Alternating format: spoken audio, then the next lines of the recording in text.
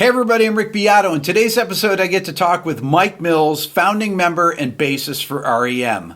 Mike and R.E.M. have been instrumental in creating some of the most iconic music of the past 3 decades. Beyond his incredible bass playing, Mike is also known for his multi-instrumental talents, intricate backing vocals, and innovative songwriting. His work has left an undeniable mark on music history, and it was a pleasure to dive deep into his career and creative process. Here's my interview. Mike, welcome. Thank you. Glad to be here. It's such an honor to have you here. I was thinking, what do I ask Mike Mills? What's the first question I ask? And I thought, if R.E.M. got back together in a room, what would be the first song you would play, and would somebody screw it up? I don't know, probably Religion, just because it's so iconic. And we played it, that and Man on the Moon were songs we played every night on every show of every tour. So those are so in the DNA, we would probably not mess them up. Now, are there other songs that you would have to go back and say, how does this go again? Yeah, like almost any other one. Okay. I mean, you don't know until you try, because it's all in there. It's just a question of whether you can free the pathways and let it come back out again if you start thinking about it. You know what's weird is there are a lot of things, because of what I have to do to sing and play at the same time. What I do is I learn the bass part, right, and then I put that, or piano part or what have you, and then I put that into the subconscious, and so I don't have to think about it, I just focus on singing. But the funny thing is, if I try to play it without singing, I can't play the part sometimes because it's so far tucked in the back. I have to try to remember how to bring it back out when I'm not singing, which doesn't happen very often, but still. How long does it take you when you're working on a song to get the bass part and the singing together? Do you actually practice it slowly? Well, it depends. I mean, normally when we rehearse, we've rehearsed so much that I've got the bass part down. Yeah. Because then we give it to Michael, and I mean, every once in a while I'll come up with some backgrounds before we hear Michael's part, but usually by then I've learned the bass line. Michael takes it away, comes back with his part sung, and then I can start thinking about what I'm going to sing. Tell me about your background. Did you move to Macon when you were 6 months old? Is that true? Moved to Atlanta from Southern California when I was probably 6 months or so. Okay. My dad was a Marine. Mama went out there to have me near him. And as soon as I was old enough to travel, she and my grandmother brought me back to Georgia, where I grew up in Rockmart for a couple of years, in Atlanta for about 10 years, and then went to Macon in 71, and then came to Athens in 79. You went to high school in Macon, though. Is that right? With Bill Berry. Okay, you and Bill. And you and Bill jammed back then? Well, after a while, we didn't like each other. Okay. He was the bad boy, and I was the good boy, and we were just oil and water for a year or so there. Met a friend of mine who wanted to form a band. He said he knew a drummer. I said, great, well, we can rehearse in my parents' basement. But I walked in, and Bill Berry was setting up the drums. I said, what the hell's he doing here? And my buddy says, well, he's our drummer. I said, then you don't have a bass player, because I'm not playing with that guy. And he's like, come on, man, give him a chance. I'm like, oh, all right, I'll give him a chance. Before long, we were best friends. So what would you and Bill do? You would hang out? I know we were talking, you went into my drum room here, and you said that you would sometimes get there and play drums with headphones on. He had his drums. He left his drums set up in my basement, parents' basement, and we had a turntable next to it. So I put on. I only had like 3 records at that point. I had Night at the Opera by Queen. I had Tres Hombres by ZZ Top. I don't remember the third one, but those are really hard drum parts. Yes. So I got these headphones on, and I have no idea how they're even playing them, 15 or 16. How does this even happen? So I tried to approximate that with the headphones on, trying to play along to Frank Beard and Roger Taylor, and it's just like not happening. But that was my intro, and it was a lot of fun. Now, did you have lessons? You seem like a guy, you must have taken piano lessons, or no? I did. I had started when I was about 14, took piano lessons. We had a piano in the house. I was always messing with it anyway. And the great thing about piano is if you can learn how to play piano, and I had a little bit of theory because one of my piano teachers' husbands was a musical theorist at Wesleyan University in Macon. So he gave me a little bit of theory, enough so you put that together with knowing the piano, and you can learn any other instrument you want, or you can at least try to learn another instrument. It's because you've got the basics of it covered. Okay, so why the bass? Because when I was in high school, we had those pull-out wooden bleachers that most people remember, and the pep band was playing, the jazz band, and they had an electric bass player. And every time you hit a certain note, the entire bleacher would vibrate up underneath me. I was like, that's what I want to do. I want to make people's butts vibrate. So that's really why I took up the bass. And what was your first bass? What kind of bass did you have? I borrowed 2 from my mother's chiropractor. I guess it was a Fender Jazz and a the big red Gibson, like an E330, S330 or something. Yeah. The big red double cutaway, huge bass. And I think it was a fake hollow body. I think it had painted F-holes, but not real ones. That's how I remember. So we didn't have that for long. We gave it back, and then I just used the school's jazz bass for a long time. Nice. My high school, yeah. Did you play in the jazz ensemble? I did because, I wanted to play in the jazz band. But to play in the jazz band, you had to also play in the classical band and the marching band. Okay. So I played in all of those because I had to in order to play the electric bass. And the cool thing was Macon did this really cool thing where all three of the main high schools brought an electric bass player to the football games. And so, what do you do with the amp? Well, you got schleppers to get it out there on the field, and I stood out there on the field while the marching band had to do all the marching, and I'm just standing there playing bass. And we'd schlep it back up in the stands, and I would start leading the crowd cheers like da da da da dum dum dum da da, just to get people going and whatever. So I thought that was kind of unique to Macon because all three of the schools did it. What are the Mike Mills big records in high school that you listened to? Suitable for Framing by Three Dog Night, who was my favorite band for a long time. Summer Breeze by Seals and Croft. Oh, amazing. And You Don't Mess Around with Jim Croce. That was what was at my local Kmart, and so that's what I bought. And I wore those out. I love them still. When did you start getting into rock music? Like most kids, I had a transistor radio, and there was one, especially in Macon, there was one local top 40 station, WNEX. Okay. Loved it. And so I just listened to everything, because they would play everything. That was the cool thing about top 40 radio. You get Motown, you get the Beach Boys, you get British Invasion. It's all there, right on your little radio. So that's what did it. I just started listening to all that stuff. And of course, when you live in the South, you're surrounded by Sunday morning, either before or after all the cartoons were over, you'd get the White Gospel Jubilee. Right. Jubilee, Jubilee, you're invited to a Gospel Jubilee. And so that was always fun. You get the White Gospel, and then you could find some Black Gospel, and country music was everywhere. So, and my parents were into classical music, and my dad was into jazz. So I was just surrounded by everything. Your dad was a Marine, but he was into jazz. He was a Marine. He was a pretty worldly guy. Very smart man. Yeah, he flew fixed wing and rotary aircraft for the Marines, and he was in the Glee Club, the Marine Glee Club. He was on Ed Sullivan because of the Marine Glee Club. He got to escort.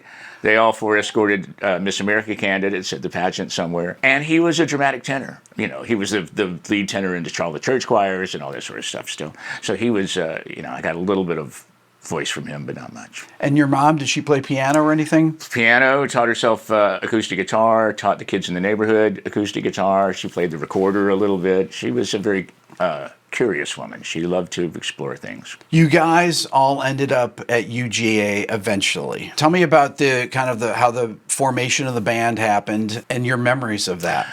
Well, Bill and I were hanging out. We had sold our equipment, and we got sick of everything in Macon and sold our equipment, and punk music started filtering in because of our friend Ian Copeland started playing us the Damned and Chelsea and the Dead Boys and Patti Smith and the Police. We were like, holy cow, there's good stuff. So we got to Athens, bought our gear back, and we were looking for something to do. Meanwhile, Peter was working at Wuxtree keeping all the cool records aside for Michael, who he'd noticed had good taste in music, and the two of them started talking. Bill started dating Kathleen O'Brien, who had just stopped dating Peter Buck, and she said, well, you guys need to form a band. So we did, and we played her birthday party in the church, first place we ever played. But I remember the first time we started playing, it was February, it was freezing. Bill and I had a bunch of songs from a band we were in Macon, and we showed those guys the songs. And I was like, wow, I love what they're doing with this stuff. This is, because Peter was playing that arpeggiated stuff. Nobody plays that. Right. And I was like, wow, that's really cool. And then, and Michael, the voice was there, and he did some fun things with the melodies. I was like, well, these guys are bringing something to the game. So right off the bat, there was something there. Oh, There's a spark. Pretty quickly we knew that, I don't know if anybody else did, but I knew there was something there. Okay, so you're going to school. Did anyone finish at UGA or no? No. Michael hung it out the longest. Yeah, it was inevitable. I mean, and you literally can't pursue both. So Michael stuck it out because he was in art school, and you give a little more leeway there. But even that had to go because we're going on the road and we're leaving for weeks at a time. It's over. Okay, so how long was it before that where you started writing songs and then started to play gigs? Well, yeah, we were writing songs from the get-go. I mean, we were learning a lot of covers, but we were also writing songs. I think we might have played a few originals at that very first show, but it was mostly covers. But as soon as we could start incorporating originals, we did, and weeding out the covers. So that was by when we were playing in the 80s, I'd say by the end of the 80s, there weren't many covers left. I mean, but end of 1980, there weren't many covers left. I'd like to take a second to talk to you about this channel. Believe it or not, 57% of the people that watch here regularly are not subscribed. So I would encourage you to hit the subscribe button now. This will help me get even more of my dream guests in the future. Thank you.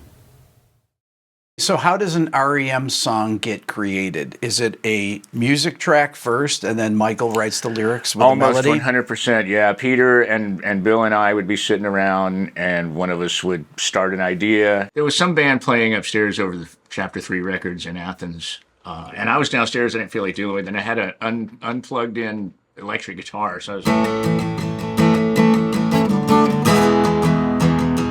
said, that's cool.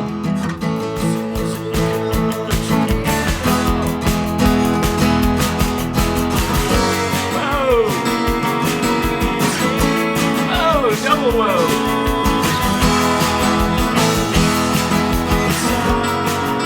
I wasn't picking it like Peter did.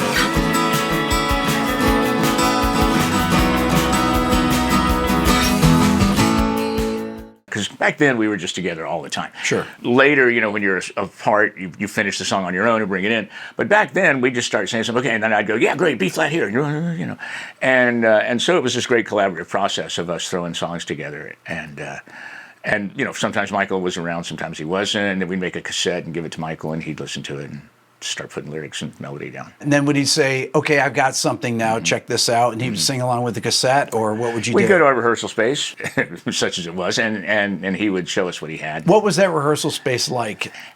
Tiny. It was kind of an empty room where people stored a lot of clothes. It's a strip club now in Athens, Georgia. Yeah, it was on Jackson Street, little hole in the wall. I think Pylon practiced there too. Yeah. Were you always the de facto kind of background vocalist, main background vocalist? Well, it was whoever wanted, either me or Bill. Bill was welcome to sing whenever he wanted, and he did. A lot of his stuff is underknown, underappreciated, underrated. He's a great singer. He comes up with some amazing melodies that I would have never thought of, and ways to sing it that I would have never thought of. So yeah, it was just wide open. If I heard something, I would sing it.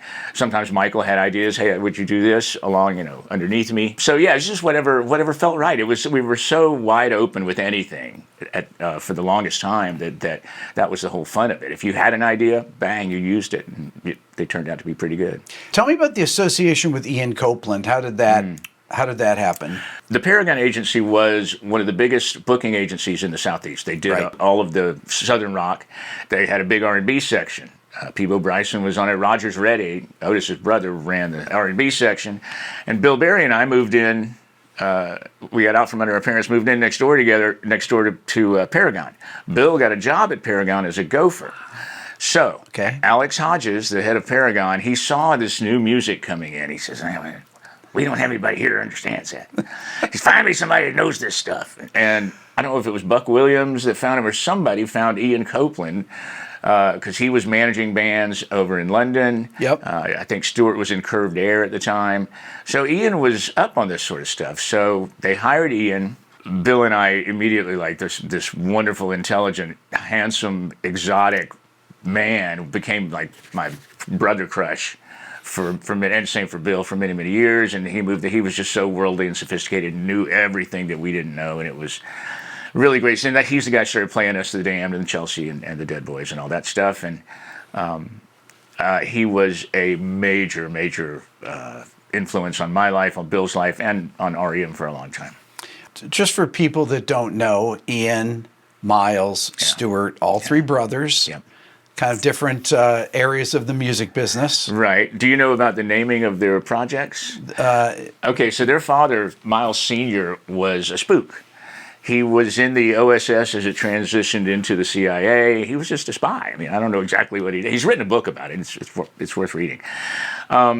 So his kids, when they formed their business projects, Ian formed a booking agency, called it Frontier Booking International, or FBI.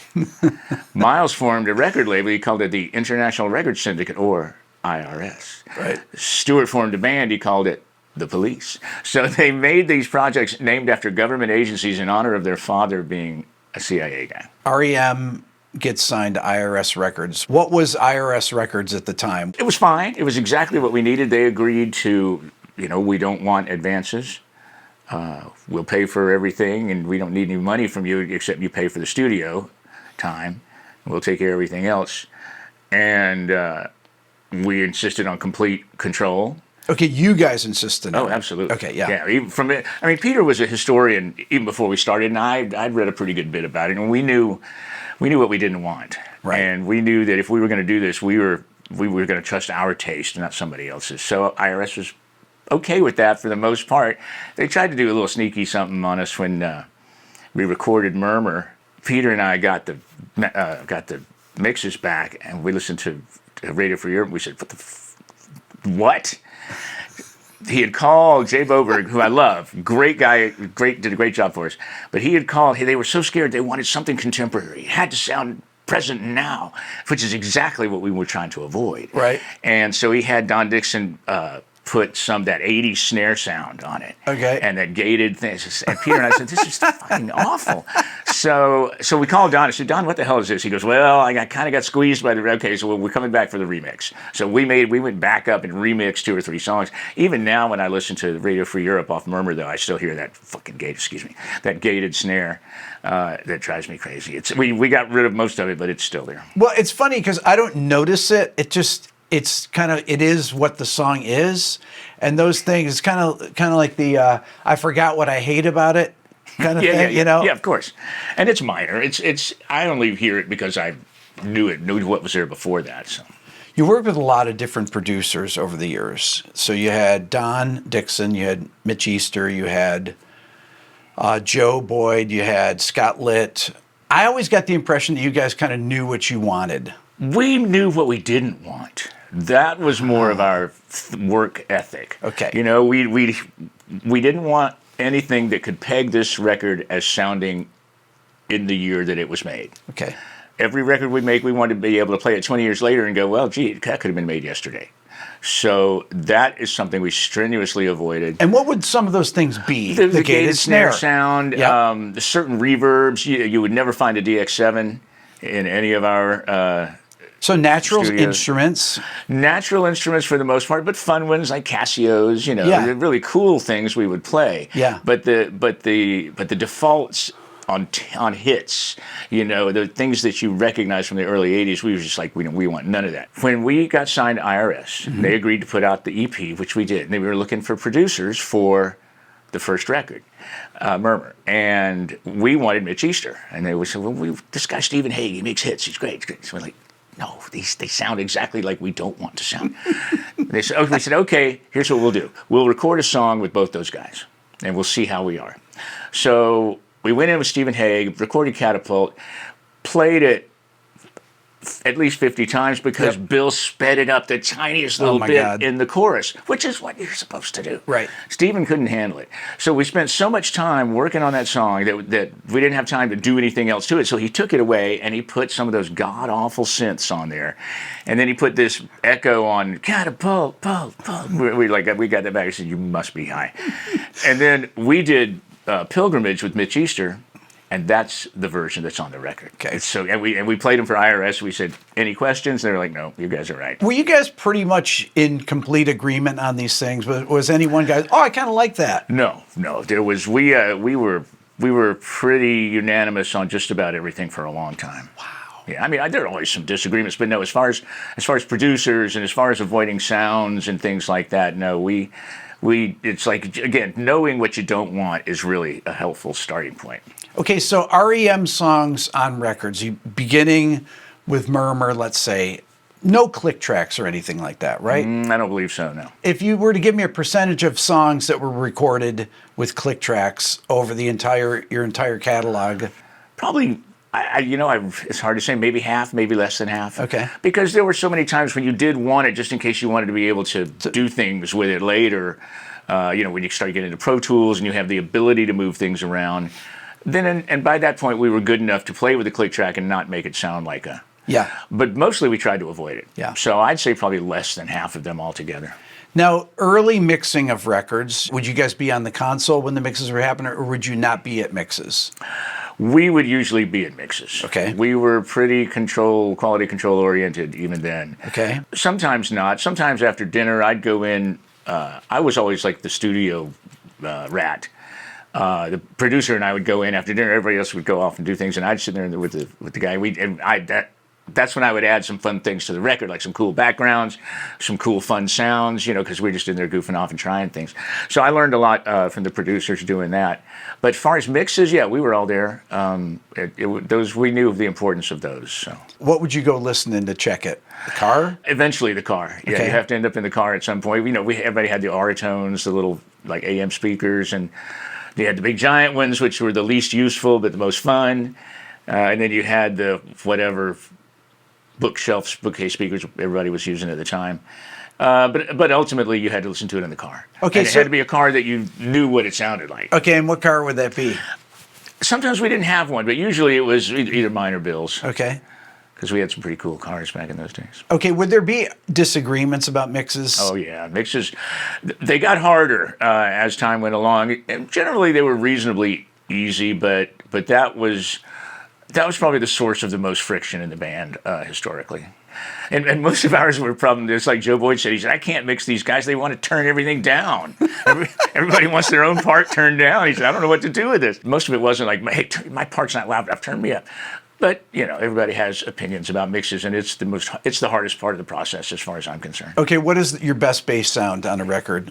It's funny. I'm not a gearhead, and I don't really always think about it in those terms. Well, just that you think that the bass sounds nice and full on. I think it got better. I didn't have great basses. The Rick I had for the first couple of records was cool, sounded all right. Trouble with the Rick was when the pickups went out, the replacement pickups sucked. Rickenbacker's replacement pickups all sucked, so I had to quit using the bass. So I went through this series of Ibanez and various different things. I ended up with a Guild Pilot for the '89 tour, which sounded fine. Yeah. It's cool. It might even be on the record. I can't remember.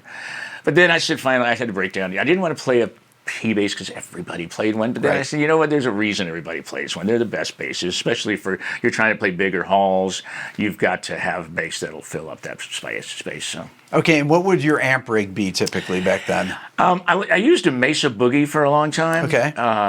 And then I said, there's a reason everybody uses SVTs. So I said, okay, I'm just going to capitulate, and I'll play the P-bass through the SVT, and then everybody be happy. I want to play you a couple songs to start with. I'd like to play people's songs and kind of ask them about them. And by the way, yeah, I listened to your podcast on the way over here, or your YouTube show, about R.E.M's best song. I got to say, it was not the one I thought you would pick. Okay. After listening to all the ones you said were good, I'm like, yeah, they're all good. I was sure you were going to play Fall on Me. But instead you picked Try Not to Breathe, which I appreciate. It has one of my favorite moments in all of R.E.M's recording history. I was looking for a background vocal. I needed something. I knew there was something great in there. So I sent everybody away, and I was out in the studio, and Scott was in the control room, and I was trying this different stuff. None of it was working, and all of a sudden, I said, okay, well, John Lennon. Think about John Lennon. What would John do here? And I hit this thing where I go up into falsetto, and Scott and I locked eyes. We were like, that's it. And that I still get hair standing up on my neck, because that was the moment when you just knew that's the part. So we put that part in to Try Not to Breathe. Well, everything about that song is perfect. Yeah, it's a perfect melody. The lyrics are phenomenal. It's one of Michael's greatest vocal performances. I mean, really everything. It's like, if I had to pick a perfect song with a perfect melody, that's the one. Yeah, I enjoyed your analysis. I want to. So let's. I want to take a listen to that, and we'll talk about some of the different parts here. Hold on.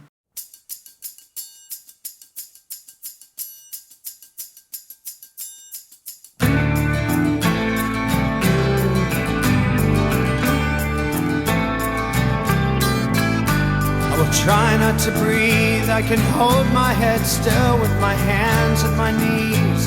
His eyes are the eyes of the old, shivering and bold. I will try not to breathe, this decision is mine. I have lived a full life. These are the eyes that I want you to remember. When you hear that, can you remember recording it? Kind of remember recording it. I mean, we were firing on all cylinders there. Yeah. You know, it just felt natural. It's just, this is pretty good, and we're pretty good. And, you know, and hooking up with Scott Litt was a huge thing, because he was the perfect producer for us at that time, and we stuck with him a good long time. So yeah, I mean, they were always fun to look back as I do. I remember all of that. No, I remember Peter playing dulcimer. I remember seeing him put the dulcimer on that one, which was fun. When you're listening back in the studio, though, do you think, oh, that's damn good? Yeah, oh yeah. I mean, I seldom listen to our stuff for pleasure, but every once in a while, you know, have a few glasses of wine and play a couple of songs. Well, I can say how great you are. Thank you. Some of the other songs I talked about in my live stream that I did, I talked about this song.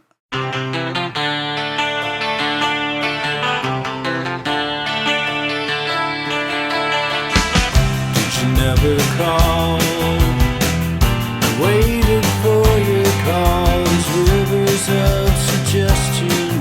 All right, hold it for a second. So this is a fun fact, and I don't think this takes anything away from Michael at all, but there were several times where Michael wrote the vocal melody around the bass line. So listen to that. It's the same. That's a really active bass line, too. Thank you.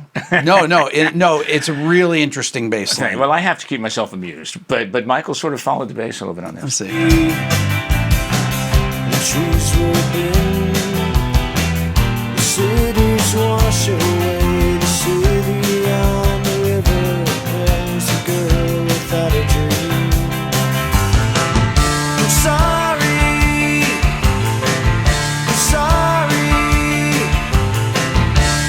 Is that piano on there? Is that you playing piano on that? Okay, so songs back then, run down the rhythm track with everybody with a scratch vocal. What was the recording process back in this time period? Not like that, because most of these songs we had been playing on the road a lot before we went in the studio, so we didn't have to really rehearse them. We just went in and played them as they were. Yeah, I think Michael would put a scratch vocal, not always, because we just knew him. And that would be it. And then Michael, when he was ready, he'd go sing. And then actually, at any point, Peter would put on whatever guitars he heard, and we'd add piano. It wasn't a really like strictly regimented process. But yeah, you get the basic track, and then everybody adds what they hear. And then when Michael's ready, he sings, and then we sing the backgrounds, and then you're kind of done. So would that typically, the whole history of R.E.M. songs were made like that? Yeah. Sometimes we had some demos that made, I think Find the River is actually a demo I made that we ended up using most of for the song. And then we had a song later on, I think on Up, called Suspicion, and Peter made a demo of it it's better than the one that's on the record. I will admit that. But he and Scott didn't turn it off right at the end, and it just did something really stupid, and it was so bad that Scott didn't feel like it should be on the record, because it was just... Or maybe it was Pat, but anyway, it didn't fit the record because of that messed up ending, and I kind of regret that, because it was for the rest of the song, it was a better version than the one that's on there. If you played your scratch tracks together, would you keep Bill's part? Would you keep your part with Bill? Or would you keep all the basic rhythm tracks?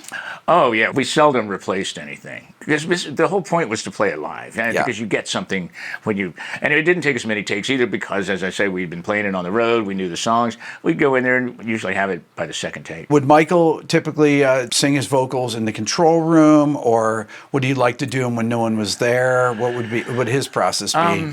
Yes, to all of them. He would, he was in the booth for the first few, and he realized he didn't like the booths. Then somebody told him he could just do it in the control room, which, the engineers probably didn't love, because you get a little bleed over. But, there's a nice Neumann microphone that everybody uses where you can sing in the control room, and it just seems to block out most of the bleed over. So he did, he got out of the booth as soon as he could and started doing it in the control room. Now, you guys worked in a lot of different studios, even on individual records. You work in a lot of different places. Why would that be? Well, we did it on later records because we could. It was, we didn't want, we made Murmur in less than a month. We made Reckoning in less than a month. Fables took longer because England in the wintertime was such a miserable experience. But every record we started taking a little bit longer, paying more attention, and also we didn't have the songs quite as dialed in because we hadn't played every single one of them on the road 50 times. Yeah. So that took a little more time rehearsing and getting it right. And then you get more sophisticated in the studio. You have more options and more ideas and more things you can do. So everyone took a little bit longer. But later on, we just okay, let's spend some time in Miami and we'll do as much as we can there. Yeah, Criteria. And then we'll go mix in New Orleans because who doesn't want to go to New Orleans? So a lot of it was a little bit indulgent, but it was also a way to stay fresh. I mean, you get really tired. We made a couple of records in Woodstock, which is great. At Bearsville. At Bearsville. Yeah. But the town gets a little tiny after a while. Yeah. So we But you recorded there a bunch of times, right? At least twice, if not three. Yeah. Yeah, we made most of out of time there, I think. When you're doing these things, these records, would you take time off from the road and make the complete record, or would you sometimes tour in between while you're in the middle of a record? We only did that once, and it was one of the worst mistakes. Which was we've what? ever made. What record? Around the Sun. Okay. We had a deal where we would add 2 new songs. We had to record 2 new songs, and we could put out a greatest hits. Yep. Which is great they really want it. They really love it. And we're like, okay, fine. I don't know if we have enough hits for another greatest hits because we'd already done one, but they really wanted. We said, okay, here's 2 new songs with it, and then they were like, "What do you know?" Then we were thinking, should we tour? Should we? We've got this coming out. This is you can play on the back of this greatest hits record. It's coming out. Maybe we should do that. So that was a big mistake because what was happening with Around the Sun, we had really great songs. They were all a little slow and some were too long, but they were still really great songs. And then we went and toured for 6 months or whatever. By the time we came back, we completely lost any focus we had. We didn't know what to do with these things.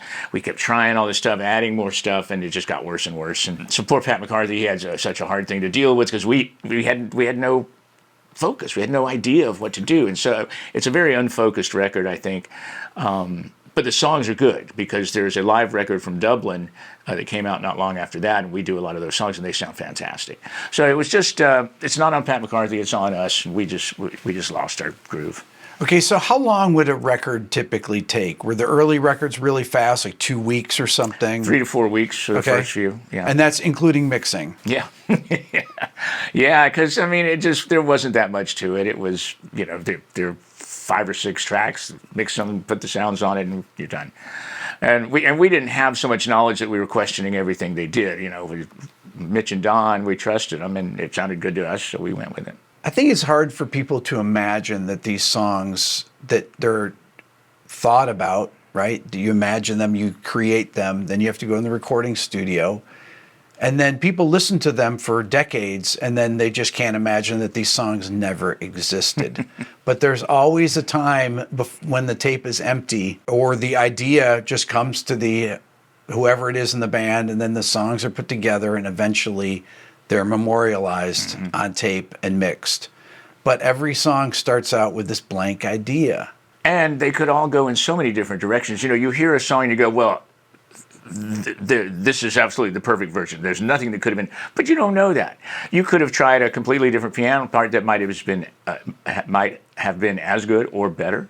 There could have been a vocal line that could have been as good or better, but you don't know that because this is the one you heard, this is the one you're used to. So you always think, well, that's just perfect. You couldn't have ever done it better, but maybe you could. What record would you say that the songs and the way that they were realized, meaning the production, where they were most closely matched? I think Automatic for the People. It's the most consistent record from start to finish in terms of, the songs are all very different, but there's a continuity of sound, a continuity of feel. They all approach the ear in a similar way, but it's a very comforting and satisfying way to me. And both the quality of the songs and the quality of the production and the track listing, that's the record where I think more than anything it all came together. There was a real shift from Out of Time to Automatic for the People. The records are very different, yet they have the same producer, and they weren't very far apart. No, well, we thought Automatic was going to be a rock record. I mean, we wrote all these rock songs, and we were like, you know what, that's too R.E.M. That sounds too much like R.E.M. That's out. Nope, that one's out. Sounds too much like R.E.M. And we were literally, anything that sounds too much like R.E.M. was out. So what we ended up with was these sort of slower songs. I was in Sweden, Stockholm one time, and this guy came in and he says, "You know who Jim Courier is?" I said, "Yeah, the #1 tennis player in the world." He goes, "Yeah, he wants to say hi. You want to say hi?" I said, "Sure." So we're good friends now. But I walk up to Jim and I say, "Hey," and he looks at me. He goes, "How come all the songs on Automatic are either in D or G?" I said, "They are?" He said, "Yeah." I said, "Well, I guess that's just the key Michael was hearing." You know, so we write all these songs, more than a record's worth usually. You give them to Michael, and he picks the ones that speak to him, that he feels like he can express himself in. And for some reason, they just all came out in D and G. Now, maybe some of it was the dulcimer Peter was using, but that's just how that ended up. I thought that was strange. When Michael would come up with his lyrics and melody, did it ever, I don't know, amaze you that, wow, that's really good? Constantly. Okay. Constantly. Oh, no. He would bring something in and it's like, who would think of that? I would never think of that. I mean, if you go all the way back to Radio Free Europe, that straight off the boat note is like, that's jazz, you know? Where the hell did he get that from? And it's really hard to sing because it's not in the chord, and it's a really tough note to sing, but he hits it. And, so he was astonishing me even then. All the guys probably felt that way when they would hear him come up, the lyrics and the melodies. Would you say, right? Yes, because as you pointed out in your episode, there's a lot of tension to be added when you hit some of those flatted sixths and I love a ninth. But a ninth is more joyful. Yeah. If you listen to Electrolyte, that's just nothing but ninth chords all the way through the song. You may not consciously be aware of, as you said, of what you're doing or why you're doing it, but you know what happens when you do. Right. And it makes all the difference. There's some fun stuff like what little classical influences in me. There's a couple of piano parts where I do what I call the hangover note, where you hit a chord and then you go to the next chord, but you keep that note from the first chorus for a couple of beats and then you drop it down. And it's almost like a suspended fourth, but it usually isn't a fourth. So It just creates this tension and then it relieves it when you go down. Those are the things I think that people want to hear again when you have those moments. Yes. Yeah, because it's so satisfying. It's, a 1-4-5 is great and it always will be. But if you can create tension and then resolve it, people, it's like dopamine. You want to keep hearing it. Would Michael be self-conscious when he would come and present a melody and lyric for you guys? Probably, but you might never know it. Okay. But it's funny because we so seldom ever had any reason to say this is not working. Yeah. I remember there was one song much later in our career that Peter and I really loved this song, and he came in and he sang this thing and we were like, fuck, that's not good. Peter's like, yeah, you got to tell him. I'm like, I'm not going to do you tell him. Peter's like, no, you got to do it. You're good at that. I said, I don't want to do it. You know how hard it is to tell him that what he did is not working? He said, you got to do it. I'm like, all right. I said, listen, I got it. So that was a tough conversation, but he recognized I was right. He came back with an amazing, much, much better, completely different version, and it was a great song. Would he ever sit around and say, you know what, this is good, but this one line bothers me, I need a different lyric here or something, or no? Yeah, there was little bits of there was a line in Welcome to the Occupation that Bill didn't like, and he asked Michael to change it, and he did. Michael had a little blockage one time, and it's in, I think it's Moral Kiosk. And he said, it's this dancer. I said, well, call it a houri. He said, what the hell's a houri? Peter goes, it's a dancing girl. I said, okay, great. So they said, that's in there. And then there were a few of the songs where he would just get completely blocked. He said, I can't do anything with this. And that's when I would take over, like Texarkana. Yep. There's another one from Fables that he just got hit a roadblock. He said, I can't do this. You want to have at it? So I would go in there, and sometimes it would work too. There's so many bands that are massively influenced by R.E.M. Do you ever think about that, or does that you don't even care about that? This is kind of a stock response, but really, what we feel good about as far as influencing bands is how they conduct their business, treat their crews well, treat their opening bands well, treat their opening acts well, protect themselves, find good managers, good attorneys, and don't leave yourself vulnerable. So that sort of thing, you can do this business with integrity, and you can look yourself in the mirror every day and still feel okay about what you're doing. There are plenty of ways to go about it where you can't do that. But we always insisted on as much honesty and integrity and fair play as we could in everything we did. So I think a lot of that has trickled down, and that's what I'm more appreciative of. Did R.E.M. Records always recoup? Oh, yeah. Oh yeah. Was that a big thing? Well, every record up until Monster sold more than the one before. Right. So yeah, because we took no advances from IRS. I mean, we didn't want to. So You never want to be in debt to the record company if you can help it. There's lesson one, sports fans. How did you guys know that stuff? Peter and I knew it. Okay. Just because we'd studied enough history about, if you go in debt, they own you and they can tell you what to do. We never want to be in a position where anybody had the influence to tell us what we had to do. And the best way to avoid that is to not owe them any money. What record did you go from IRS to Warner then, right? Yeah, Green was the first one. Green was the first one. Did that really change anything or not really? Not really. Because Mo, Austin, and Lenny Waronker were the 2 point people that we talked to, and they're music guys. They're not bean counters. They're not suits. They are actual dyed-in-the-wool guys who love and make music. Yes. And they were clear about how we operate, and we said, we'll sign with you, but it's going to be the same. We make the decisions. Yeah. All of the salient decisions are going to be ours. And we'll work with you on things, of course, and we'll listen to advice because we trust you guys. That's why we're signing with you. But we still have all the creative control. And they totally understood that, and it worked out well. I mean, we might have gotten a little lucky too, but I mean, look at what happened on Out of Time. Yeah. They were like, "You're not going to tour?" No, we need a break. And like, oh God, they were just so crushed. They thought it was going to be a failure, and it sold 8 million records. Losing My Religion was the MTV anthem. How much was MTV? How important was it? I think for people today, they don't even realize how important MTV was. No, they don't. I kind of hate it, although I had good friends that worked at MTV, and they loved music, and that's why they worked there. I hate videos. I think, I mean, you can make great ones, and some of them are great, but the problem with it in that context was instead of you creating your own mental images around this song, you're getting fed somebody else's vision of what this song should inspire you to think and feel. Right. And I always felt that was horrible. I thought it was the tail wagging the dog, and but given that, we were very lucky that we had a visual artist in our band. So Michael, we didn't have to rely on sorry guys, some of them are really good, but house label video guys and girls, we worked with them through Michael, and we trusted Michael's vision. And so we were able to make non-stupid, cliched videos, and some of them were actually amazingly good. I mean, you hire Jake Scott, you're going to make a really good video with that, and Tarsim, amazing. So you hire guys that you really trust to direct, and Michael directed a lot of them, but I knew that with Michael as our point person, we weren't going to do anything stupid. Was it a surprise that Out of Time blew up so much? Of course. I mean, as I've always said, I love saying it's like you've got a song, it's over 5 minutes long, it has no chorus, and the lead instrument is a mandolin. How could it not be a hit? So, that was supposed to be the lead in to Shiny Happy People, and it just took off, and it became this massive thing. And when you get to that point, grandmothers are buying your records to give to their grandkids for Christmas. And that's when you've reached into this whole another level of, and unfortunately, you lose a lot of fans at that point because they're like, okay, I'm done with you. Move on to the nerds who know nothing about music, and we'll go discover another band, which is great. Absolutely. It's the cycle of organic compost, essentially.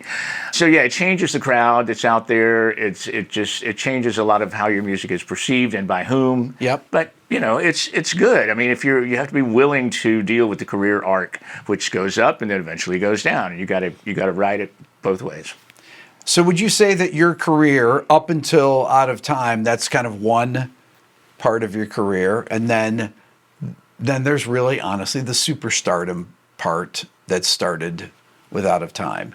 We were really lucky because all our growth was gradual. Every record sold more than the one before it. Every tour we were playing slightly bigger places, so we never had to really deal with this massive adjustment. And even Green, we were playing arenas all over the country. Yeah. But yes, obviously there's a massive jump with Losing My Religion, but at that point we were used to things getting bigger and changing a little bit. So it wasn't a massive shock to the system, and we were able to handle it fine. Let's go back to Athens and clubs like 40 Watt, playing in a college town back then in the early 80s. What was that like? We were discovering all these bands around the country that were coming from the same sort of emotional and musical place that we were. The rejection of all the super commercial, super produced things that were on commercial radio. It's like, okay, we don't need you. We'll do our own thing. And as we toured, you know, you had to, there was no internet. You had to find these other bands. So when you tour, you'd go to a college town and you'd meet these guys or girls who would be in a band. We're like, oh, okay, you open for us next time. And they were okay, great. And then so you take them out on the road, and everybody was cross promoting everybody. It was a kind of a brotherhood or a sisterhood, brotherhood of bands that were all DIY, coming up with nothing. There was no tour circuit. There was no circuit. Right. You know, we made it up. We literally made it up as we went along with people who owned, you know, bars or pizza joints or coffee shops or gay bars or biker bars. Anybody that wanted to have some of this music in there, they would make a way for it to happen in their place. So it was just all discovery. Everything was new. Everything was wide open for whatever you wanted to do. And it was so exciting. It was just, and then, you know, as you move around, you find all these other, people that are doing the same thing as you for the same reasons. You become friends. You share music.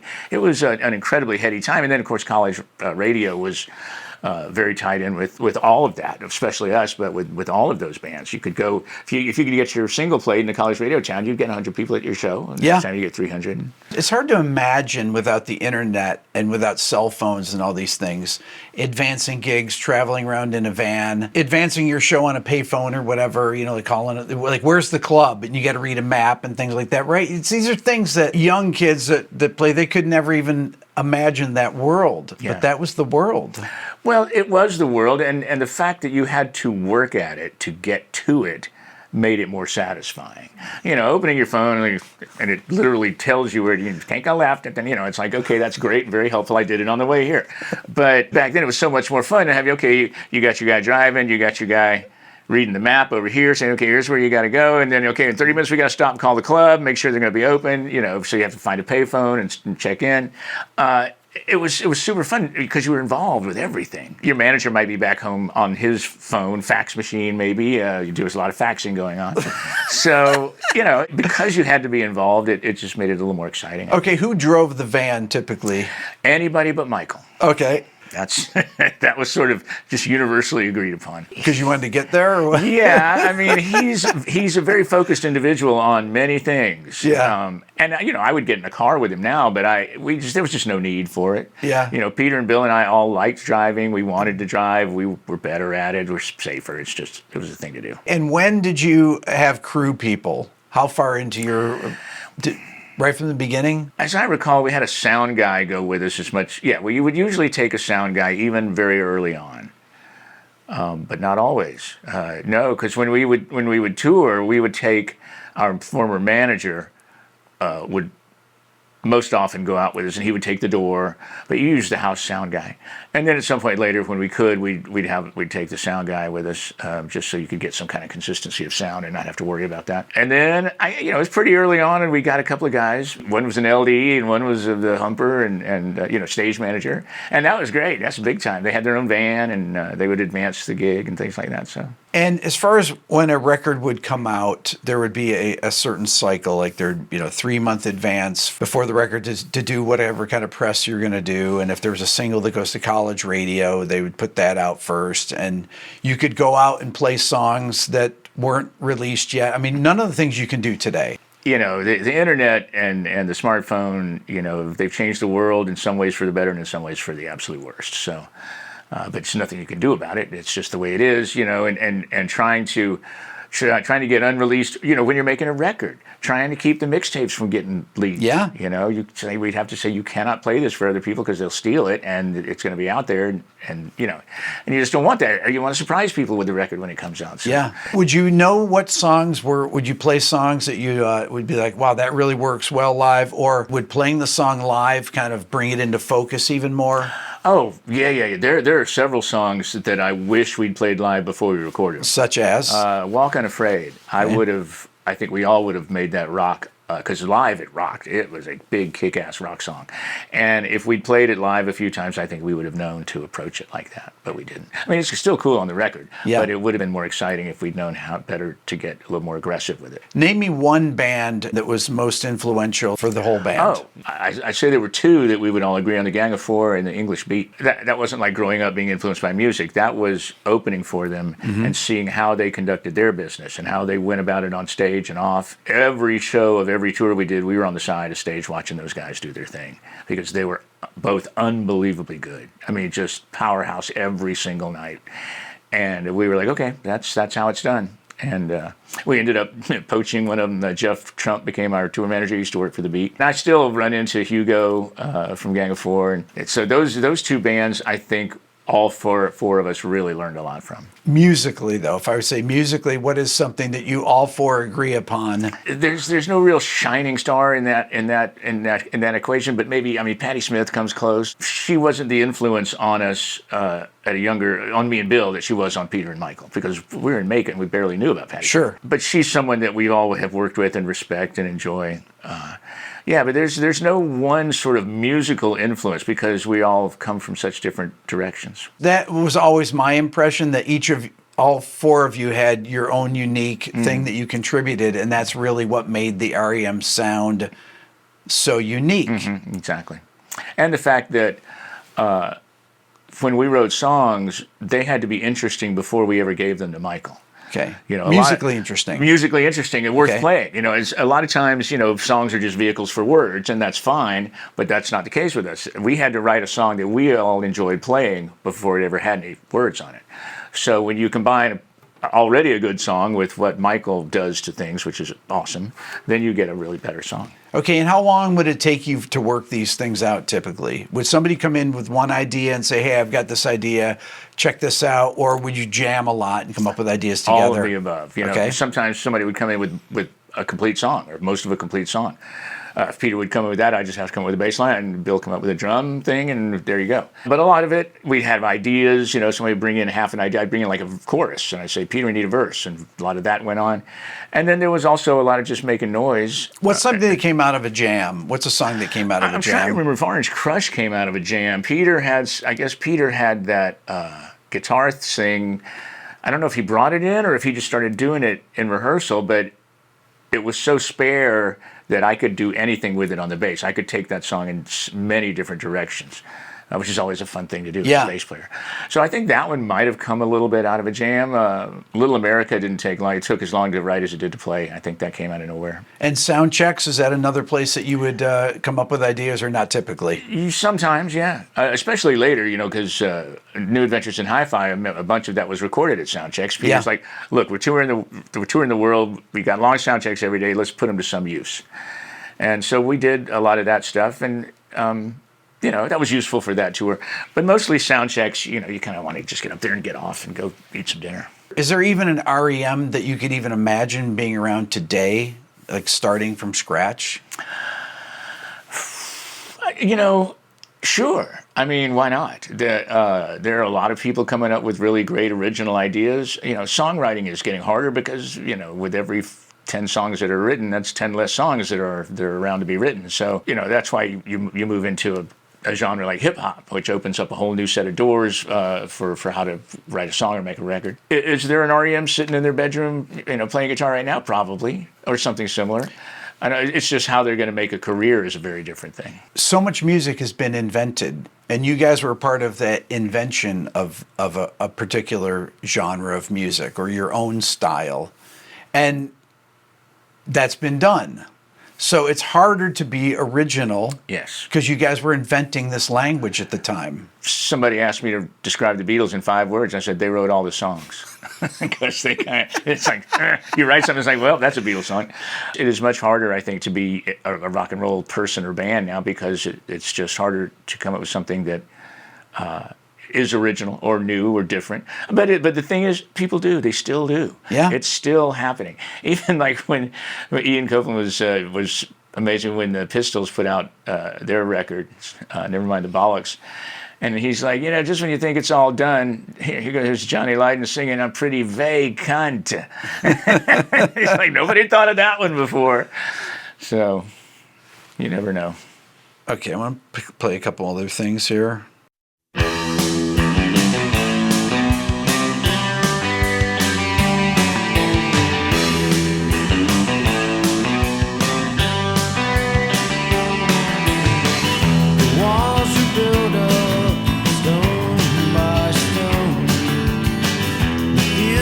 Divided one by one, and the train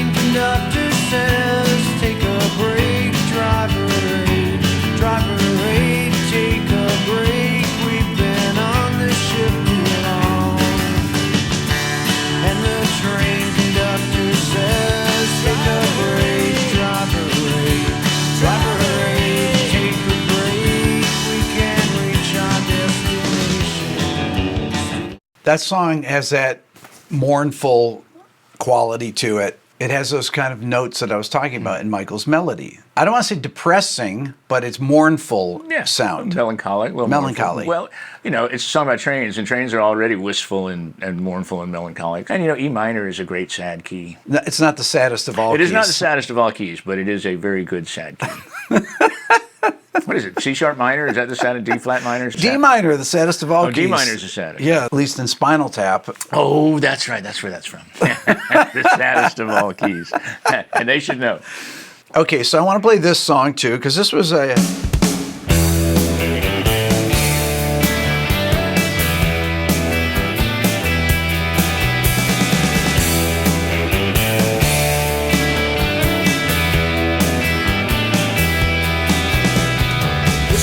Goes out to the one I love.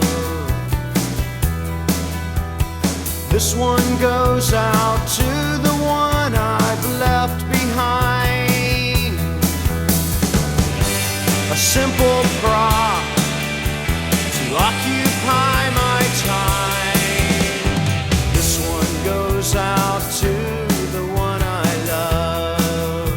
I taught this song as a guitar teacher about 1,000 times, and it was so satisfying for people to learn how to play this because it has such the signature part, the guitar part, is so recognizable. And those things are very difficult to come up with, signatures like that. Did you guys think about things like that a lot? Oh, yeah. Peter was all about an intro. Okay. And that particular intro, that's E minor to D is just a classic construction, and there are at least two other bands I know that have lifted that for their songs, which is fine. We can't copyright E minor to D, but that's where they got it from. What do you guys call sections of songs? Is it like intro, verse, pre-chorus, or intro, verse, chorus, post-chorus? Like this song, the next section...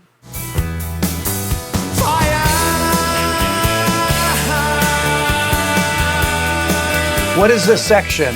It's a chorus because it's the cathartic part of the song. I mean, I do this when a lot at some charity shows that I do, and I sing it. Mm-hmm. And to yell fire like that is just you just let all of the uglies in your soul out when you just scream fire. It's an amazingly cathartic thing to do. So yes, that's definitely the chorus for that. And then after that, it's sort of the B section. But it's instrumental version of the B section, which makes it kind of the bridge. Right. We are all about a bridge. Bridges are very important because for us, because it's a part of a good songwriting craft to have a bridge that can take you away from the song, and then when you come back to the song, it's like, oh, thank you, that's great, and then so it makes the rest of the song look better because you've got something to compare it to, something to give you a different point of view about it. As you got further into your career, a song like we were talking about earlier, Try Not to Breathe, has a pretty sophisticated form. There's a bunch of sections in it. Would you say that you evolved even more as your career went on with developing forms and things like that? Well, you have to look further afield to get things that work. So yes, the answer is yes, because you like Try Not to Breathe is probably A, B, C. There's like the verse, and then there's like the B, which is kind of a pre-chorus, except first time it goes back to the verse. So that's the B section. Right. And then the second time you got the A, the verse, the B section, then C, the chorus comes in that second time. So that's an ABC song. Yeah. Or A, B, A, B, A, B, C. You do have to look around for different things. But our feeling was there are certain chord cliches. Mm-hmm. The most obvious of which is 1, 2 minor, 4, 5. Yeah. Because no matter what you sing or play over, it's going to be great because it's one of the most satisfying 4-chord progressions that there is in the world. Yeah. And so we always kind of felt like we got one of those. We can't abuse it, can't overuse it. You can use it once, and once it better be good because once we've done it, we can't do it again. So it's Fall on Me. And I think that's probably the only time we've ever, and you can't really tell it because of the way Peter plays. He's not strumming, C, D minor, F, G. He's playing and picking and leaving out some notes, but it's still, that's the So Peter's style, where does his style come from? Is it just kind of the way he hears music, or is he? I think he just didn't want to be wanger. He likes melody. He loved things like Richard Thompson and guys who could arpeggiate and finger pick and do those fun things. Peter's got the best right hand in the history of rock and roll, in my opinion. What he does with those arpeggios, and he almost never misses a note. It's fantastic what he does. So I think he just always heard that. And so what that does is when you're playing arpeggios, you're creating 50 melodies coming out at one time. So my bass has a melody. Peter's arpeggiated thing is 2 or 3 melodies. Michael's singing a melody. I'm usually singing a melody. Bill is often singing a melody. Bill is an orchestral drummer, so there's melody coming out of the drums. So there's just melody everywhere in R.E.M. songs, and that's one reason it works, because wherever you choose to listen, you can hear a melody. And if you listen over here, there's a different melody. And it's very rich in that sense, and that's what makes me happy, because I'm a melody guy. Your bass parts were, to me, always really had beautiful movement to them. That's probably part of this whole thing, right? Is coming up with things that are interesting so that the listener can, I'm going to listen to the bass part this time. Oh, I didn't notice that it moves here and it goes, and there's this arpeggiated part here that you're kind of grabbing onto. So there's always something for somebody, for those repeated listeners. Is that just kind of how you guys heard it, or did you consciously think of those things? Well, it's kind of selfish. If I don't like the bass line, then I'm probably not going to enjoy playing the song. Okay. So I have to come up with a bass line that makes me happy, even if it's very, very simple, like Losing My Religion. Yeah. But it has to, like that, there's an F sharp in there. That's weird tension thing. Yeah. And it's like, whoa, it's a low F sharp. Where the hell does that come from? But it made the song to me. It's like, great, now I've got the bass line. I want to listen to that, as a matter of fact.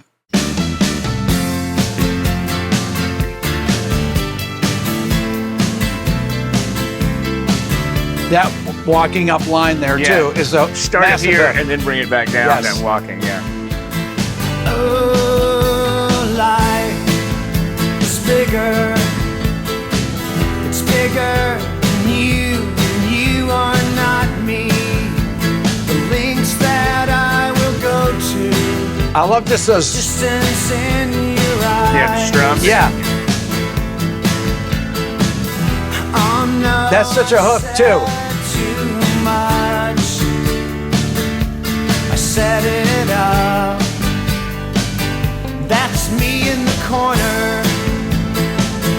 That's me in the spotlight, losing my religion, trying to keep up with you, and I don't know if I can do it. Oh no, I've said too much. I haven't said enough. I thought that I heard you laughing. I thought that I heard you sing. I think I thought I... That, to me, that bass line, and it's so subtle, but that's such a hook. Well, the fun thing about that bass line is the first note of it is up here. Yeah. And then you drop it down. Right. And finish going back up. So that's a cool little trick that I've always enjoyed. The rhythm playing on this, the guitar rhythms are so in the pocket. I mean, it's really, the feel is so good on Peter this. Holtzapfel.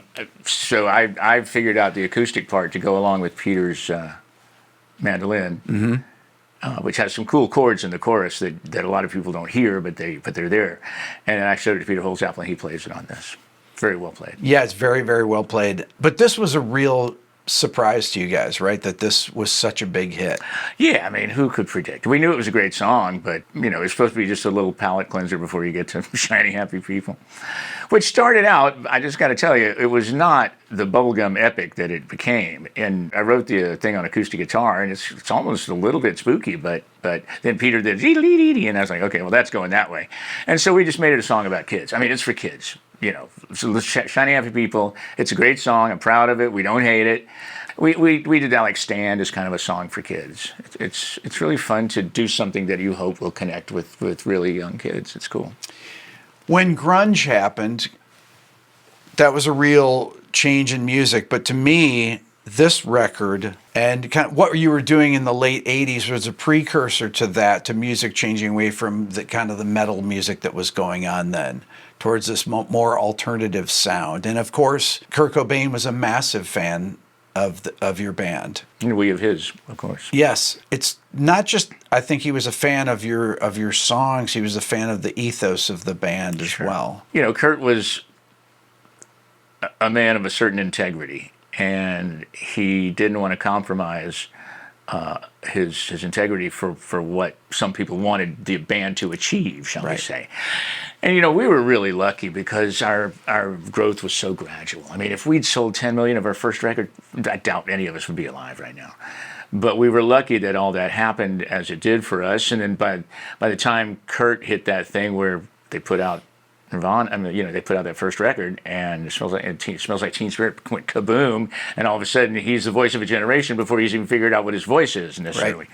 So fortunately, Michael was being very helpful with him for that. Michael was able to give him some good perspective and some good advice. He just had too many strikes against him. But you know, their hearts were in the right place. They were making great music. You know, you can only help some people to a certain degree, but we tried. I remember seeing you play the Enormo Dome, as they say. Oh, in '95, right? We would have been Phillips, I guess. Phillips, what it was called then, or I think it was Phillips. Yeah. When you go from playing these small venues to that over this gradual period of time, do you just learn how to play each successive size room, or is it just like playing a club? No, it's not like playing a club. It's just an opportunity. You have to see it as an opportunity because well, now we've got people very far away from us, and we were kind of before the big jumbo screens and all that. We didn't really, but we did have a screen behind us, which we loved. So we'd put cool. You know, it's just a lot of fun for Michael to think of cool things to put on that. I remember that. We always had We always wanted weird lights, different kind of lighting. We always hired very creative LDs to, you know, the Fables tour. It was so dark on stage, people said they couldn't see us. It was great because all we wanted was green and purple lights. We didn't really want any bright lights on us, so that was pretty fun to have that. But yeah, every time you step up a notch or a level, you just have to see it as an opportunity. How can we make this R.E.M. still? It's us, but what us is it going to be? And, you know, when you play, it's like one of the reasons I started wearing those Manuel suits. You got a bigger stage. Some people are kind of stuck in front of me. I want to give them something to look at, something to enjoy. It also projects farther back in the back of the room, which is something that's, you know, you want to do that for the people that are back there. You don't want to forget they're there. They're enjoying it too. So you do have to take a slightly different approach. What would R.E.M. look like, once again, today with all the screens and things like that? Can you even imagine it? Yeah, I mean, we had them towards the end. I mean, it got to where we didn't want them, but the promoter wouldn't pay you unless you used them because people had gotten used to it. And, you know, it's a drag. I mean, I catch myself watching it, sure. I mean, it's a lot easier to see, but I feel something's lost in that. You know, you're not getting that watching the band. You can only watch what the cameraman's decided you could watch. When you're looking at the whole stage, you can move around and focus on different things. Even though they're farther away, you're still the director. So I don't love them, but it's just part of the gig now. I have to ask this. Will there ever be an R.E.M. tour, reunion tour again, you think? I highly doubt it. Okay. I don't really see a circumstance under which that would occur. So many reasons not to. I mean, there are reasons to. It's a shame that we're all still alive and we're not playing together. No, that's not a shame that you're all still alive. No, right? Well, it's a shame that we're all still alive and we're not playing together. The alive part is definitely good. Yeah. But there are so many reasons not to. You know, we want to be the one band that meant it when they said it, you know? And I'm sure maybe a lot of them did when they said it, but I just can't imagine what it would take to get us to do it again. I mean, anything can happen. You can get hit by a meteorite, but I don't see it. Nobody's really pushing for it. No, we're all fine with where we are. You know, there's the other sort of, not exactly a vanity aspect to it, but, you know, it's like, what was it, Fair and Young? Look, live fast, die young, leave a beautiful memory. You know, I always say to people, we want R.E.M. back. I said, no, you want the R.E.M. from the 90s that you remember. I'm not sure you want these guys out there. You might, but you might not. So there's that to think. It's like the monkey's paw, right? Where the guy, I want my son to be alive again. Well, his son's alive again, but he's been dead for 3 years. So it's not the guy you think he is. So I don't know. I think we're all pretty comfortable where we are. It's really hard to actually call it quits for bands. And you must know bands that you think to yourself, God, I wish that they had stopped 10 years ago. I don't think that. I may have thought that at one time, but my feeling is you quit when you're ready. Who has the gall to tell you when you should break your band up? It's your band. You play music. You play music until you want to stop playing music. That I've really gotten annoyed. Oh, R.E.M should have broken up when Bill left. I was like, well, you know what? Fuck you. 'Cause that's not how it is, you know. And you can have your opinion, and you can keep it where I don't have to hear it because I don't buy it. So I think, you know, look at the Stones. I mean, they're great. He's 80 years old. I can't wait to see him tonight. And they're fantastic. I mean, it's just, you know, I even saw the Eagles reunion tour, and it wasn't visually exciting, but the music was good. Yeah. So, or at least well played, depending on your opinion of the Eagles. But it's just, I think people should do whatever the hell they want to do musically. You know, Mike, I think about the Stones, and these guys are 80 years old. So who are the people going to the shows? It's got to be a lot of younger people, because I can't imagine people that are in their 80s can make it into Mercedes-Benz Stadium. No, right? There are plenty of middle-aged and younger people bringing their grandkids. There's always going to be a subculture of kids who get into the cool thing, especially if it's not even their parents' thing. Maybe it was their grandparents' thing at this point in life. But people who find things that their peers don't know becomes their thing. And sometimes their thing could be the Rolling Stones, because none of their friends are listening to them. But boy, they could listen to Satisfaction and go, holy cow, that's amazing. So the music is always there. It's always going to be somebody else discovering it and wanting to see it and wanting to hear it, whether it's first time or not.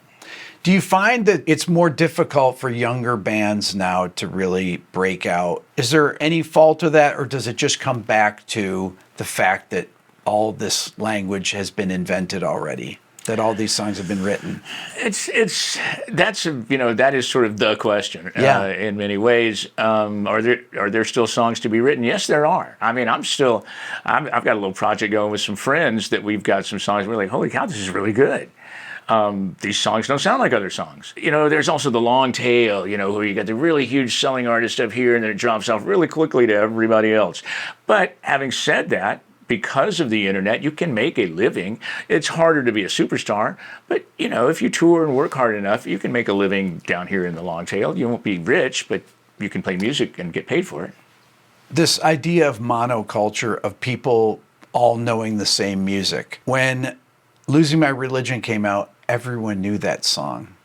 Whereas because of these algorithms, you can have a huge artist that people have never heard their songs. Because there's no terrestrial radio either, or very little. So, and that's why, right? There's no shared experience in that way, because there's no MTV playing music. You don't hear the same things on radio, which you used to hear that, and that really doesn't exist anymore. It doesn't, and that's a loss. On the other hand, I do think there is more opportunities for smaller bands to make a career out of it.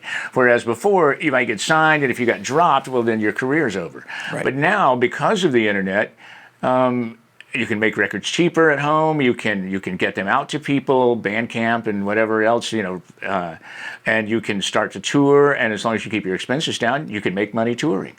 You can make money selling merchandise. You know, the baseball project does fairly well on merchandise. You know, I think that yes, certainly something is lost in the shift of the music business from concentrated in record companies to concentrated in streaming services. But there, like I said, some doors do open down at the bottom there. Did you notice when Napster happened and then and the labels didn't know what to do? Was this even something that you guys talked about a lot? Were you as confused by it as everyone? On the face of it, to me, it felt like a huge injustice. You know, it's like there's a great New Yorker cartoon where this obvious musician standing, this kid goes, "Hey, I just downloaded your songs for free." That's all right. I just took your shoes. You know, there was a lot. I was with some kids once, younger than me, in New Orleans. We were all having a party, and he's like, "Oh, we're going to play your songs." He goes, I just downloaded that from Napster. I said, "Really? You going to pay me?" He goes, "What do you mean?" I said, "Well, that's my stuff that you just got for free." But obviously, having said all that, you know, my personal sense of injustice was wounded. But really, the record companies did the exact worst thing they could do. You know, Right. you cannot. That cat was out of the bag. You cannot put that toothpaste back in the tube. Whatever cliche you want to use. They did exactly the wrong thing, and they had been so arrogant and rude for so long that so many people were happy to shaft them. They don't realize they're also shafting the artists, but they're like, "Hey, I ain't giving that record company my hard-earned money when I don't have to." So there's some winners and losers and all of that. Do you think it's because the labels at the time were basically putting out records that had one good song? They'd focus on that one song. People would buy the CD, and then they'd realize, well, there's only one song I like on it. And they didn't feel any loyalty to the record labels because they felt screwed over by them. I don't blame the record labels for that. Songwriting is hard. Yeah. And to have one good song on a record is pretty good. Yeah. To have 10 on there is you're a superstar. So I can't blame. I mean, perhaps the record companies could have allowed bands to form a little more fully or work a little bit longer on this next record before rushing it out after the last hit record. Sure, I'm sure there's some of that goes on, but I wouldn't lay it all at the feet of the record companies, because you gotta have the goods. You gotta write the songs. Mike, when you guys were having hit after hit, did you think, God, we can't miss with this? Or was it always just like one thing at a time? One thing at a time. It was always like Drive was kind of a hit. We were like, that's really weird. But at that point, we were just in the zeitgeist, we were part of the consciousness. Yeah. And we were doing good things, and a lot of people were happy to be part of the good things that we were doing. So, we could put out a song like Drive was a very unlikely hit. Very unlikely hit. I would never have get that. Again, probably that was supposed to be a lead-in song to something else from that record, but it became very popular, and that's just because we were in the right place at the right time, and we had a lot of goodwill because of how we had done our career, both musically and business-wise and personnel-wise. So, I think that paid off. I think a lot of people thought, okay, it's okay and fun and cool to be an R.E.M. fan. They're not druggy assholes. They're, just guys getting it done. If you're going to sit down and write a song right now, what do? You pick up a guitar and you start on that? What do you typically do? Yeah, I'll pick up a guitar, or sometimes at a piano, or sometimes I've had a couple from Dreams I've tried to get going. One of them worked, one of them didn't. But mostly guitar or piano. How do you want to be remembered as a musician, as with your legacy with R.E.M.? Does it matter to you? Yes, it matters, to be honest. I think I would like R.E.M. to be remembered as a bunch of talented musicians who wrote really great songs and conducted their business with as much integrity as possible. We treated people well, and we had a great time doing it. So, and then the music will speak for itself. So I think that's all going to happen. I think that's kind of how we are perceived, and I'm happy with that. Yes, everyone that I know that has met you guys says what great guys you are. That's just a known thing. I mean, I've been in Atlanta for 30 years. We've never met each other before, but many people that I know have met all of you guys or know one or more of you guys, and they all say the same things about you. Oh, we are pretty polite. That's... Is there anything that nobody ever asked you about that you wish they would? I would like more people to know about the other project I have that is on the semi-classical side, that my friend Robert McDuffie and I are trying to combine classical and rock and roll in a way that will hopefully open people's eyes to classical music. Okay. In a way that they may not have thought of it before. We have a project called The Night of Georgia Music that we won a regional Emmy for, and I think it's probably streaming on PBS. And it's cool. It's an hour of songs about Georgia or by Georgia artists, done with Chuck Leavell on piano and Bobby on violin. And then we do my concerto, which is a rock band and a full string section. And then we finish with the encore of Jessica by the Allman Brothers. So that's a pretty cool thing to do. We have other versions of this that we're doing with the concerto called R.E.M. Explored, where the first hour is, I gave two arrangers 5 or 6 R.E.M. songs, and I said, take this places. Don't just give me symphonic renditions of the song. Put your own wants and desires in there and make it weird. Just leave enough of it for people to know what song it is. And so the first hour of the show is these two guys' versions with the full symphony, not just string section, but full symphony. And then the second half is my concerto with the rock band and a full symphony. And it's just, it's not for everybody. I don't expect it to be, but it is a pretty cool way to re-envision R.E.M. and also maybe to see that the Venn diagram between classical and rock and roll is not this, but it's this. Well, I'll put a link in the description of that so people can check it out. Thank you. Mike, it's been an honor to hang with you today. I really appreciate you coming in here, and thank you so much for all the incredible music all these years. You're very welcome. It's been a pleasure. I'd like to once again thank Mike for being my guest today. Leave a comment, hit the subscribe button, and thanks for watching.